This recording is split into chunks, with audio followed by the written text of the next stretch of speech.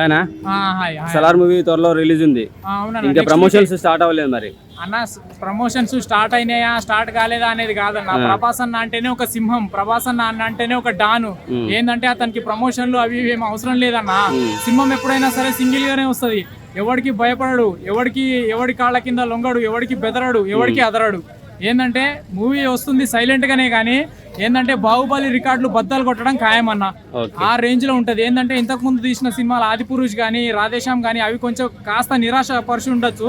కాకపోతే ఏంటంటే ఈ మూవీ మేము తప్పకుండా బిగ్గెస్ట్ బ్లాక్ బాస్టర్ హిట్ అవుతుందని చెప్పి చాలా ఫుల్ కాన్ఫిడెంట్గా ఉన్నామన్న. ఎందుకంటే అది మేము ప్రభాస్ మీద కాకుండా ఏంటంటే మనం డైరెక్టర్ ప్రశాంత్ నీల్ గారి మీద మాకున్న కాన్ఫిడెన్స్ అది.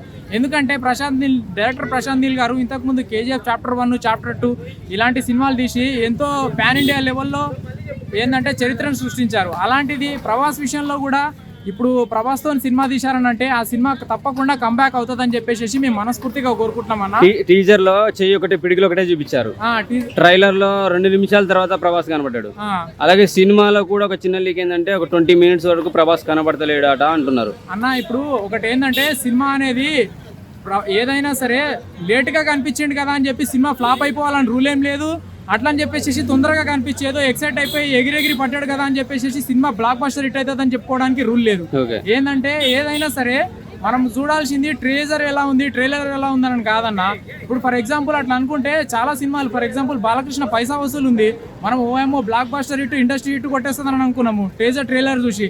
కానీ అక్కడ సినిమా స్టోరీ విషయానికి వస్తే ఏమైంది, కొంత ఏంటంటే బెడిసి కొట్టింది. అట్లా అని చెప్పేసి కొన్ని టీజర్లు కొన్ని ట్రైలర్లు ఏంటంటే సైలెంట్గా వస్తాయి.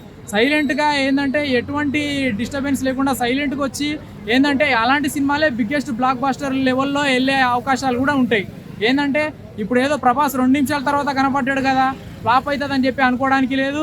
అట్లా అని చెప్పేసి ఎక్కువసేపు కనిపించి ఏదో ఎక్సైట్మెంట్ చేసిండు కదా అని చెప్పి బ్లాక్ బస్టర్ అవుతుంది అని చెప్పి చెప్పుకోవడానికి ఆస్కారం లేదు. మాకు ఫుల్ కాన్ఫిడెన్స్ ఏంటంటే డైరెక్టర్ ప్రశాంత్ నీల్ గారి మీద మాకు ఫుల్ కాన్ఫిడెన్స్ ఉంది.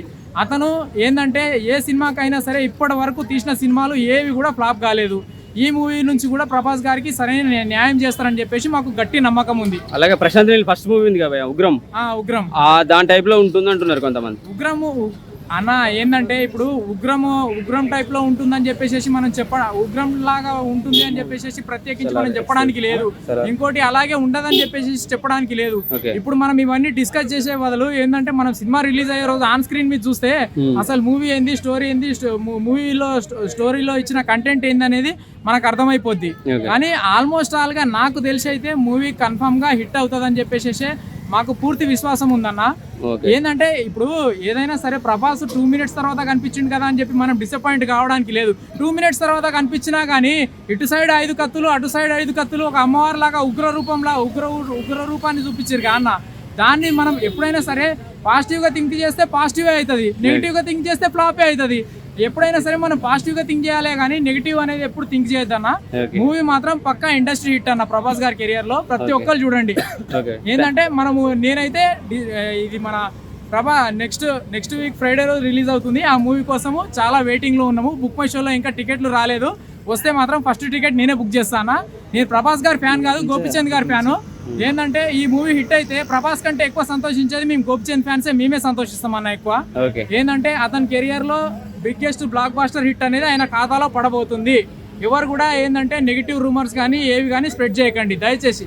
ఏంటంటే వీలైతే సపోర్ట్ చేయండి, అంతేగాని నెగిటివ్ రూమర్స్ మాత్రం స్ప్రెడ్ చేయకండి. నాకున్న స్మాల్ రిక్వెస్ట్ అది.